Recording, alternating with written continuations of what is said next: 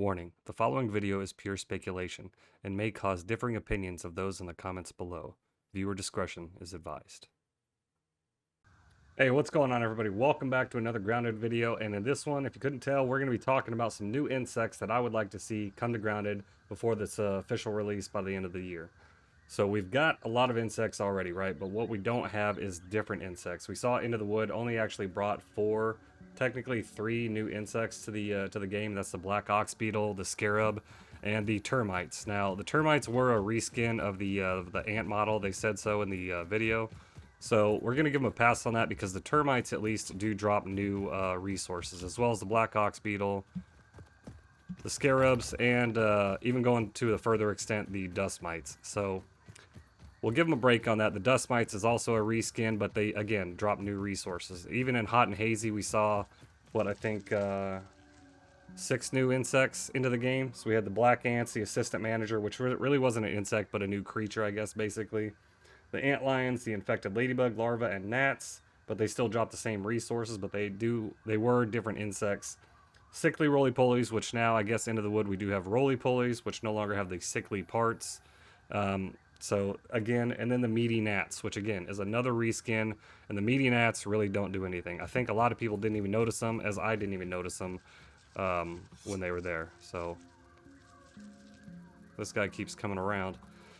Anyway, so I want to talk about what could be coming. Obviously, there's still a lot of the map left to for them to introduce to us, and one of the big theories is the garden area. Now, the garden area can bring a lot of new insects, and that's what I'm excited for. That's what we want to talk about here.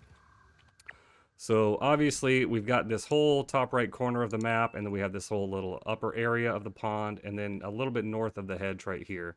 So one of the theories is that, like I said, we're going to have a garden over here. Now, we've seen some of the trailers. Shroom and Doom trailer, I think, touched on this whole area. There was a lawnmower, a tire maybe, some cinder blocks or something like that.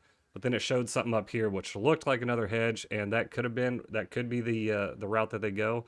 But a lot of the theories, or one of the theories that is picking up a lot of steam, is the garden area, and mainly due to one of the insects that a lot of people want to see because it's in the game files. They've seen pictures of it and stuff like that. Now, just because it's in the game files, I want to reiterate, does not mean it's making it into the game. There's a lot of stuff in the game files that a lot of people have made videos about, confirming it and saying it's a new boss. That's not true. And I hate to break it to you, but they clickbaited you.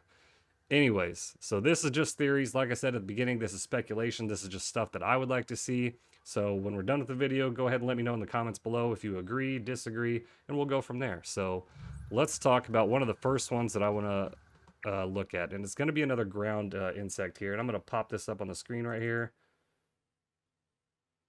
Bam. Now this is the banded tussock caterpillar.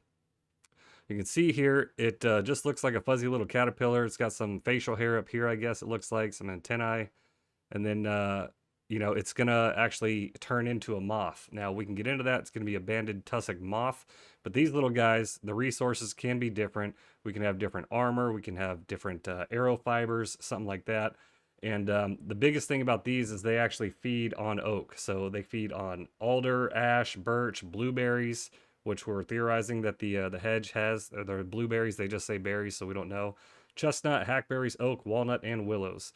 And as an added bonus, these can't just be just like grubs, because a lot of fuzzy caterpillars, this one may or may not secrete a toxin as a defense mechanism, which can cause skin irritation and allergic reactions.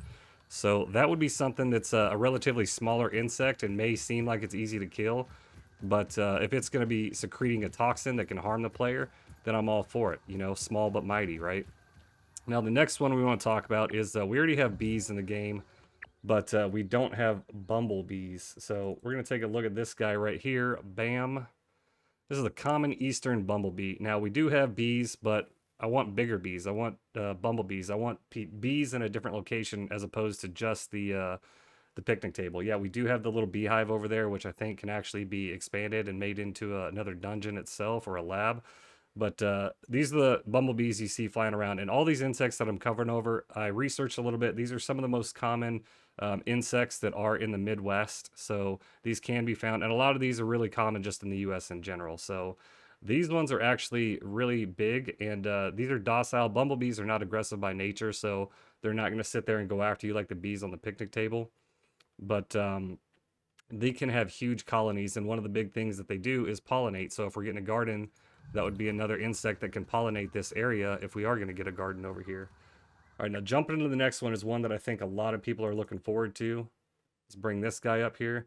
Now this is the common green darner dragonfly. Obviously the most common and most abundant type in North America.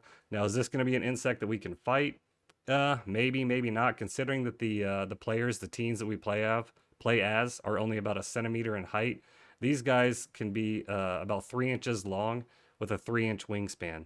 So not maybe something that we're going to fight unless it's a boss insect or something like that. But it would be cool to see more flying insects. I know we have the fireflies, mosquitoes, and bees.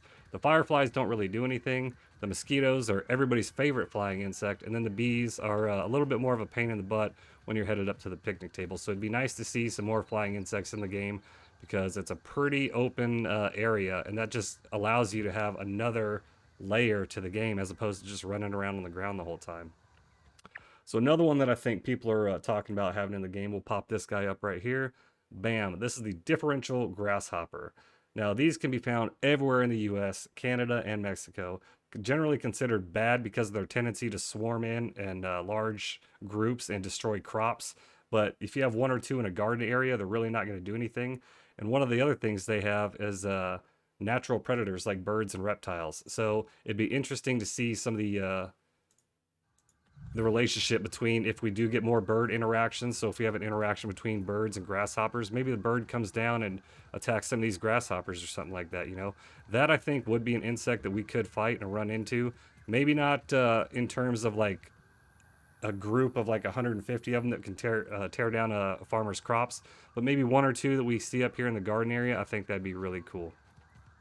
Next one we've got is going to be another moth, and this one I think is interesting because it's called the Hummingbird Moth. So it looks like a hummingbird. It flaps its wings just like a hummingbird. And I'm pretty sure we've seen some of these in my backyard. They literally move around just like a hummingbird. So they'll hover up, down, left, right, forward, back, and stuff like that. And they are pretty common, but they're also pretty rare, if that makes sense. So they're common as in their numbers, but they're pretty rare to appear in backyards. So again, I think that'd be something cool. More flying insects and something that maybe is just one or two of. Maybe you get a rare resource or something like that. I've talked about that before, having more rare resources as opposed to just the hundreds of common resources that we get every time from ants and larvae and stuff like that. So another one we want to talk about is the tiger swallowtail butterfly. We'll pop this one up here. So different from your monarch butterfly, this is just a different variation. And if you want to go the larva route and have these be larva first or caterpillars first and transform into the butterfly, cool. But these are always around gardens. You know, they're going to be attracting other insects. They can be a food source for other animals as reptiles or birds, just like the grasshopper. And also these will actually fight bad insects such as your grasshopper and stuff like that. So it'd be a lot cooler to see more interaction between the insects. That's one of the things I've always been a huge proponent of is having more interaction between the insects. We have passive insects, we have aggressive insects, we have insects that in real life would be nowhere near each other unless they were fighting over territory or food. So it'd be a lot cooler to see some of that. Let me get into our next one here. And that is going to be the one everybody's talking about, the praying mantis. Now, the most common one that's in the US right now is going to be the Chinese mantid praying mantis. Now, these are typically green. They can be brown. A lot of people are saying that it's the Chinese mantis or whatever they talk about, the pink one or the orchid mantis. That's what it is. But I don't see that being it. Just because it's in the game files as that color, it could change. And I think this is the most common one that's found in the US. It's going to be your Chinese mantid praying mantis. And obviously, these are found typically in organically grown gardens. So you're going to find these in your backyard, and you can find them in this backyard. They are natural predators. They are can be enticed by plants such as rose or raspberry bushes. So it's a berry bush. Maybe we have raspberries. Maybe that's where it's hiding out at, in that maybe upper hedge area over here, or maybe if it's a hedge up here along with a garden next to it or something, that's maybe where the praying mantis can be found. And it could be a boss, obviously, if it's a natural predator. I wouldn't want to see too many, but maybe we get about the same number as wolf spiders, so like 5 or 6 praying mantises up in this area or throughout the backyard. Maybe they fight over territory with the wolf spiders or the orb weavers or something like that.